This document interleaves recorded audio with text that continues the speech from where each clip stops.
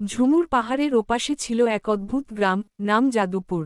এই গ্রামে মানুষজনের পাশাপাশি থাকত দুই দুষ্টু ভূত বন্ধু, বেগুনি বৃত্ত শাকচুন্নি রাঙা, সাদা বৃত্ত আর তার ঘনিষ্ঠ বান্ধবী পেতনি বিনি।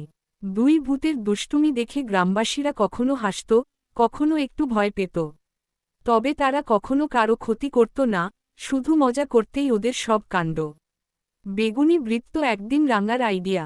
রাঙা বলল, আজ গ্রামে সবাই এত শান্ত শান্ত, চল একটা মজা করা যাক। বিনি চোখ বড় করে জিজ্ঞেস করল, কি মজা? রাঙা ফিসফিস করে বলল, চল বনের মাঝখানে ভূতের মেলা বসাই। লাটাই ঘোড়া, জাদুর ঝুড়ি, আর ভয় হাসির খেলা। পর্ণমোচী গাছ ভূতের মেলা বসল। রাতে তারা বনের মাঝখানে গাছের ডালে রঙিন আলো ঝুলিয়ে দিল। একটা বড় দোলনা বানালো বাতাসের মন্ত্রে। আর জাদুর ঝুড়ি থেকে বের করল দড়ি লাফ দানব, কথা বলা কুমড়ো, আর হেসে ওঠা লাউ। শিশুরা দূর থেকে সেই আলো দেখতে পেয়ে ছুটে এলো। মেলা দেখে সবাই অবাক, আনন্দের কান্না ভরা মুখ, হাসির কাণ্ড। এক শিশু বলল, এটা কি সত্যি ভূতের মেলা? রাঙা হেসে বলল, ভূত হলেও আমরা ভালো ভূত।